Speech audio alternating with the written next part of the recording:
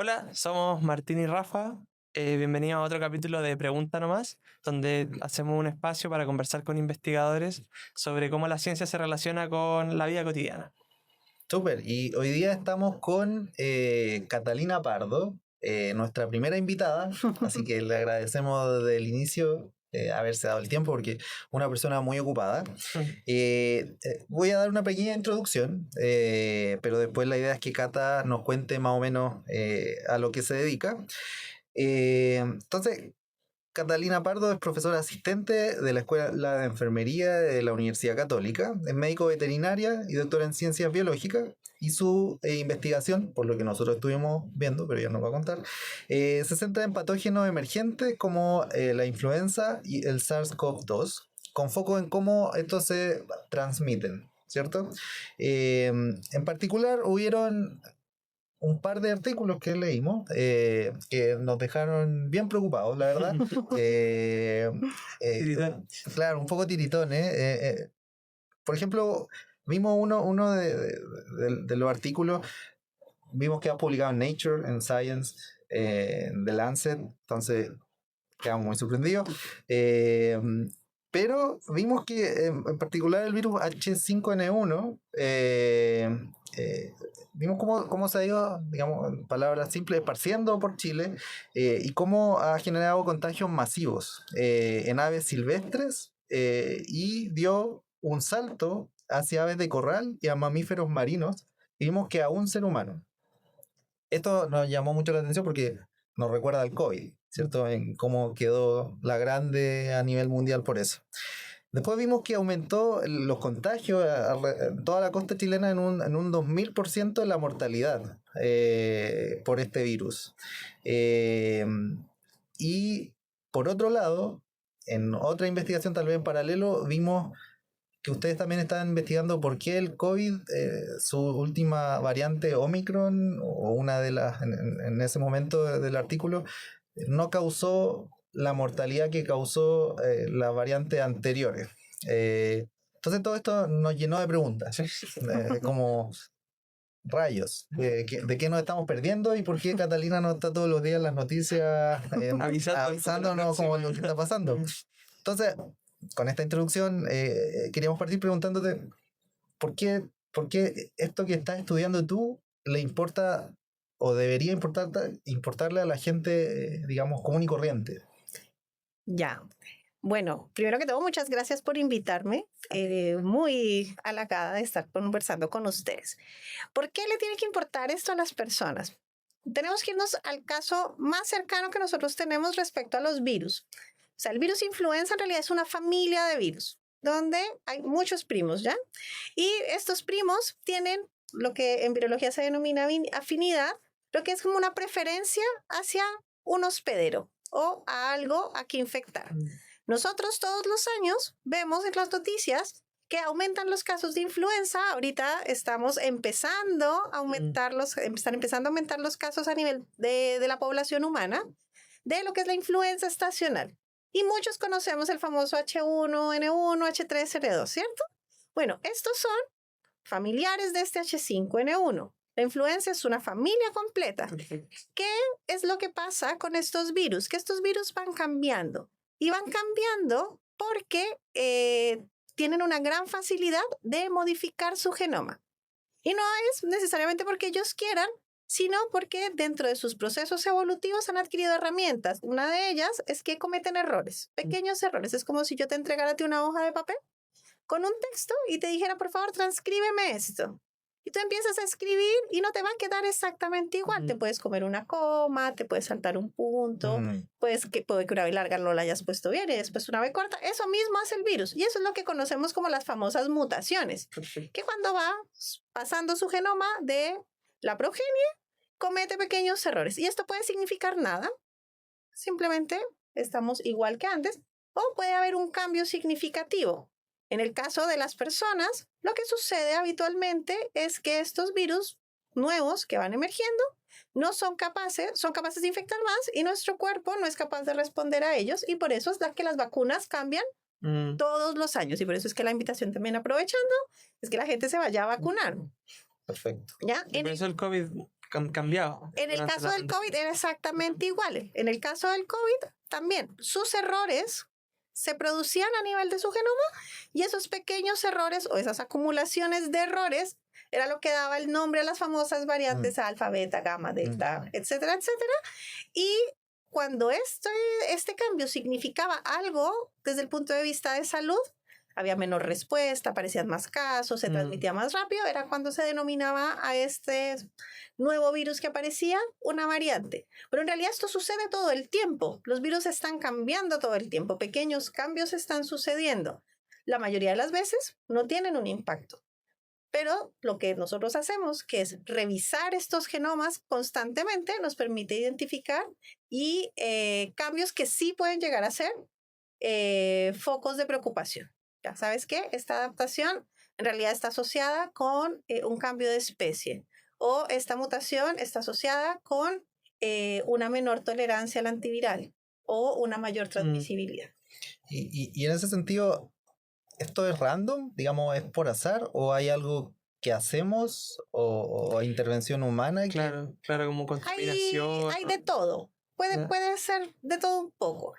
En el caso de las mutaciones, generalmente esto se da de manera muy puntual, pero lo que sí se ha visto, por ejemplo, es que en pacientes inmunocomprometidos, donde el virus logra estar mucho más tiempo dentro de la célula, se empiezan a acumular muchas más mutaciones y se empiezan a perpetuar. Esto también podría llegar a ser posible en zonas donde haya algún cuello de botella ecológico que pueda favorecer que el virus se mantenga mucho más en el ambiente, en el caso, digamos que humanos. La influenza, además, es un virus súper interesante porque, a diferencia del SARS, que tiene una sola hebra de genoma, influenza, su genoma está hecho en pedacitos. Es como un puzzle. Y entonces, cuando dos virus se encuentran en la naturaleza dentro de una misma célula, pueden combinar sus pedacitos. Para tener hijos. Por Y esos pedacitos es lo que se conoce como reordenamiento. Y esos cambios sí son mucho más drásticos y son generalmente los que pueden estar asociados a brotes mucho más grandes. ¿Y hay algo que se puede hacer para evitar que generen estas combinaciones, estas variantes que son o pueden ser más graves para nosotros?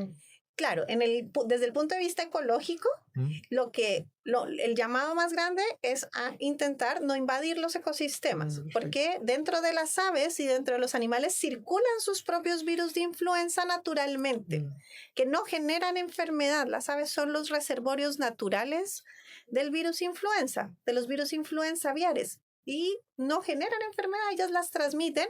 Por eso la diseminación de este H5N1 fue tan rápida, porque se produjo a través de aves migratorias. Las aves migratorias venían desde Estados Unidos, de Norteamérica, que se habían infectado de aves que venían de Asia, que fue donde se originó el brote.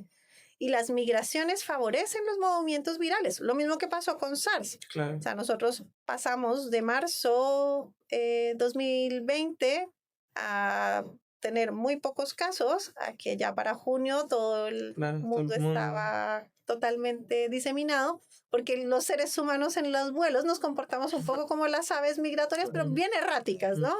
Como que la migración es bien diferente. Las aves no, las aves tienen una ruta de migración y uno puede predecir un poco por dónde se va a ir moviendo el virus, porque va bajando con las aves. Sin embargo, ¿qué es lo que pasa? Que cuando nosotros construimos sobre los humedales o nos vamos a veranear en playas que eran sitios de anidamiento, las aves que llegaban a esos lugares van a tener que moverse y empezar a hacinarse ellas mismas junto con otras aves que son endémicas o con los mamíferos mamíferos. Mira qué interesante, porque justo ahora se está discutiendo sobre un proyecto que se quería construir sobre un humedal y uno lo que piensa es pobres pajaritos nomás, que uno entiende que creo que los humedales donde las aves migratorias como que descansan y pueden después seguir su viaje, pero al parecer hay un efecto más grave. Grave. Cortar las rutas migratorias implica mover aves a que empiecen a hacinarse. Y es lo mismo que nos pasa a nosotros en invierno. ¿Por qué los pics de los respiratorios se dan en invierno? Porque es cuando nos encerramos, estamos más juntos unos con otros, la distancia se acorta, entonces tenemos mayor probabilidad de transmisión. En el caso de los virus de influenza en la naturaleza pasa lo mismo. Si yo tengo muchas poblaciones de aves que están muy juntas, pues va a aumentar la carga viral y la probabilidad de que se infecten unas con otras. Perfecto. Yo tenía una duda sobre si hay como algún observatorio mundial que esté registrando como el flujo de los patógenos de un continente a otro, de un país a otro. Mira, en el caso de influenza hay hartos esfuerzos por hacer esa vigilancia. En general son las instituciones de regulación, por ejemplo, en Chile, para los casos animales es el Servicio Agrícola y Ganadero, para el caso de influenza humana es el ISP, quienes levantan toda la información genómica y se suben todas estas a repositorios internacionales. En general, todos los datos genómicos, todas estas secuencias que se realizan a través de lo que nosotros llamamos vigilancia genómica, deben ser subidas, o lo ideal es que sean subidas. Claro, en Latinoamérica y en países emergentes, esta vigilancia o este trabajo de secuenciar está dividido un poco entre los servicios, pero también los investigadores. Y entonces ahí hay como un compromiso tácito de que todos vamos subiendo las secuencias que vamos encontrando para que se puedan ir haciendo análisis más complejos. Para el caso de SARS fue casi que mandatorio y hubo una plataforma que tomó mucha fuerza en ese minuto que se llama GSAID, que GSAID es el repositorio, no estoy segura, pero creo que es uno de los repositorios más grandes de patógenos emergentes. Tú puedes subir ahí todas tus secuencias. Son los que empiezan a aparecer. Y tú subes todo. Entonces ellos tienen y te va generando los árboles, unos árboles bastante discretos que te muestran cómo va evolucionando para influenza, para SARS, para virus respiratorio sincicial, en general esos patógenos que generan harto impacto en salud pública. Perfecto, y ahí quiero conectarlo algo con un poco tu experiencia como investigadora, porque ahora todo suena muy técnico, pero hay una parte igual entretenida de tu trabajo que son tus expediciones. Y una de tus viajes son a la Antártica, ¿cierto? ¿Antártica o Antártida? Antártica, perfecto. Y bueno, con Cata somos colegas y nos manda fotos con los pingüinos. Porque va con los pingüinos y... Bueno, no con los pingüinos, los pingüinos hay que aclarar. Hola, aquí con los pingüinos. ¿Qué rol juega este trabajo dentro del contexto de lo que estamos conversando? ¿Y por qué es importante hacer esta expedición? Mira, cuando nosotros propusimos el proyecto fue cuando estábamos en la emergencia en Chile, en el continente. Y por lo mismo de las rutas migratorias, sabíamos que el virus iba a entrar a la Antártica. Lo que no sabíamos era cuál iba a ser el impacto en la flora y fauna. Y por eso es que se propone este proyecto, porque nosotros estábamos convencidos que la Antártica no solamente era un espacio muy vulnerable, porque la mayoría de las aves antárticas no hacen migraciones de largo vuelo, hacen migraciones subantárticas o de continente. Hay solo unas pocas aves que llegan desde el hemisferio norte hacia la Antártica, pero adicionalmente hay periodos de anidamiento que son muy específicos, donde la cantidad y la densidad poblacional es muy alta, lo cual aumenta el riesgo de que si el patógeno, en este caso el virus influenza, iba a generar un daño, podría llegar a ser masivos. Y considerar también que los pingüinos son aves que a través de su evolución no vuelan, sino que nadan, pero siguen siendo aves, entonces siguen siendo susceptibles a los patógenos de las aves. O sea, no es distinto. Y los pingüinos tienen trayectos de nado migratorios que son larguísimos a lo largo a través de la Antártica y de la zona subantártica. Entonces pueden favorecer la movilización. Entonces ahí empiezan a surgir varias preguntas. La primera, ¿va a entrar? Entonces nosotros junto con los colaboradores de este proyecto, que son de la Facultad Veterinaria de la Chile y el Instituto Milenio Base, durante el primer año detectamos que por lo menos a la zona antártica chilena no llegó, aunque sí hubo muchos casos hacia el lado argentino, hacia lo que son las Islas Malvinas. Ahí hubo mortalidades muy masivas. Hacia el lado de la Antártica, dentro del límite, lo que pertenece a la Antártica chilena, nosotros no vimos casos. Al siguiente año, ya a finales de ese primer año, se detectó la presencia en algunas islas subantárticas sin las tasas de mortalidad que venían pasando en el resto del mundo. Y entonces tú te empiezas a preguntar, ya, ¿será que las aves son más resistentes?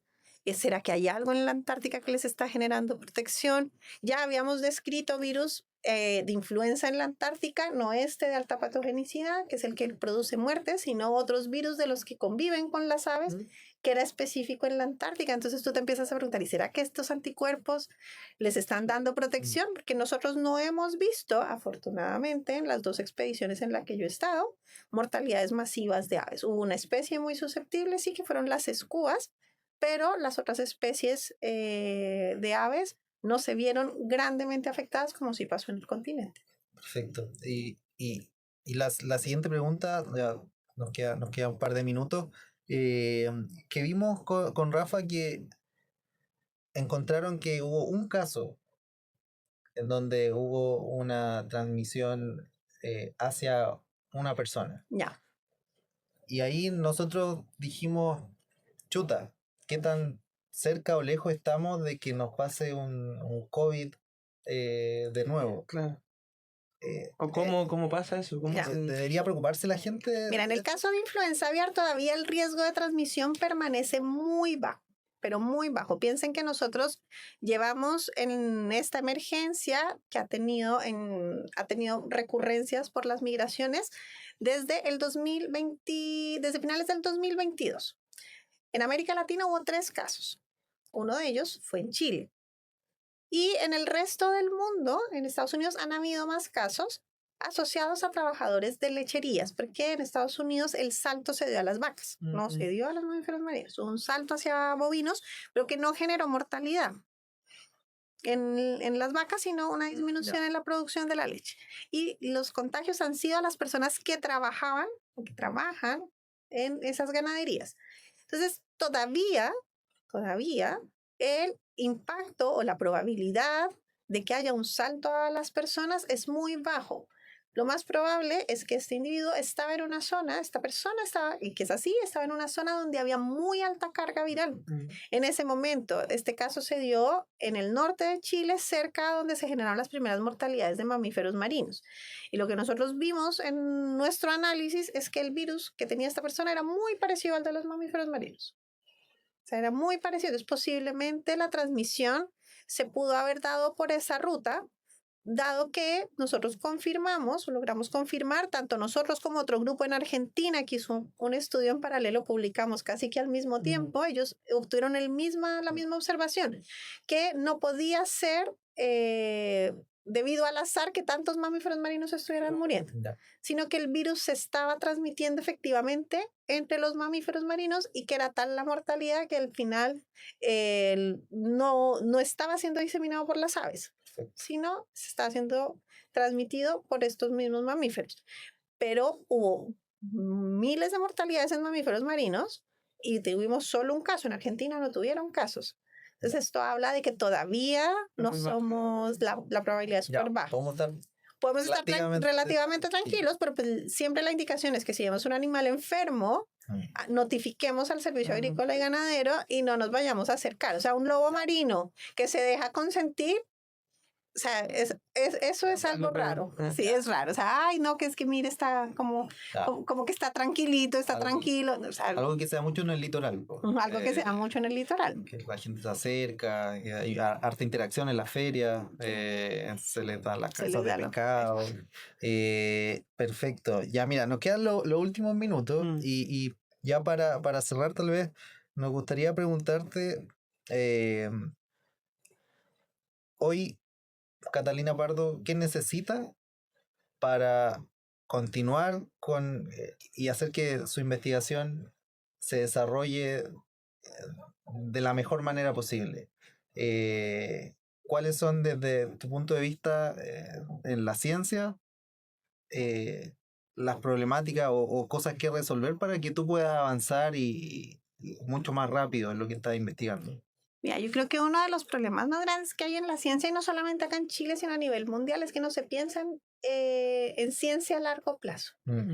Todos los, claro, todos los programas, los proyectos, finalmente son fondos concursables a los que tú aplicas porque tienen una vigencia y que cada vez se van viendo recortados, no solamente acá. O sea, cuando tú pones sobre la balanza las políticas públicas, las necesidades sociales, pues obviamente muchas veces la ciencia es la que tú dices, ya bueno, de acá saquemos para cubrir esto. Eso pasa mucho, y no solamente acá. Pero, ¿qué sucede? Que eso te corta los proyectos, te corta la continuidad en el trabajo, porque tú capacitas un montón de personas.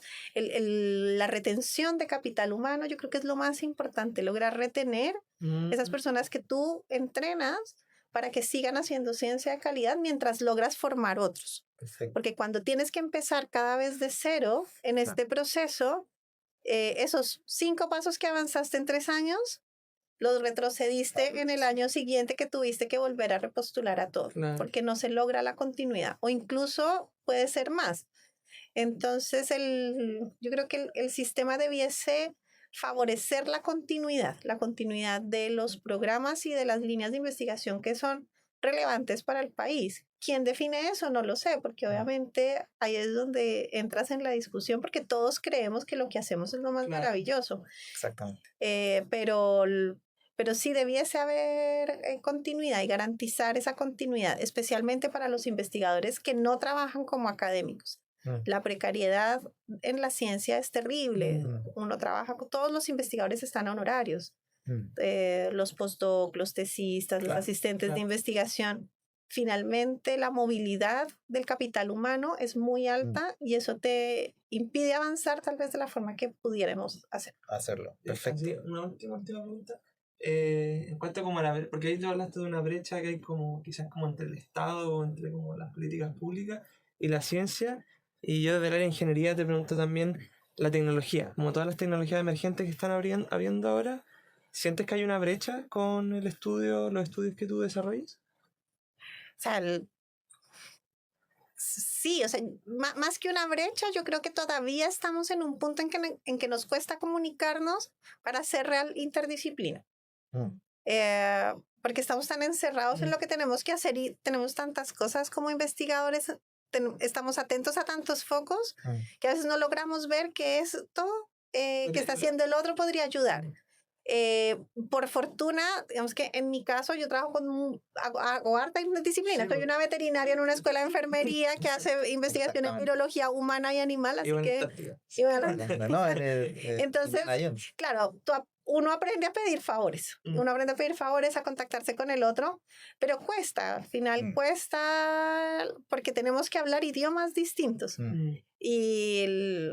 Y creo que faltan instancias para poder encontrarnos, o sea, para que el lenguaje sea uno solo y poder encontrarnos y ver que esa maqueta que tú estás haciendo en tu impresora 3D o ese dispositivo o ese chip en realidad me puede servir a mí. Claro.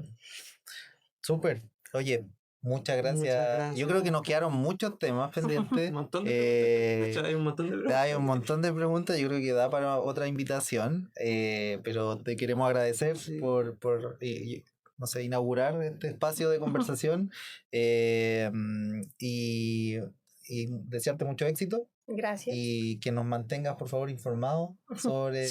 parece cualquier... Lo mismo para ustedes. Muchos éxitos en esta nueva aventura y odisea que es divulgar ciencias. Así que buenísimo. ¿Listo? Gracias. Entonces, bueno, nos vemos en el próximo capítulo de Pregunta nomás.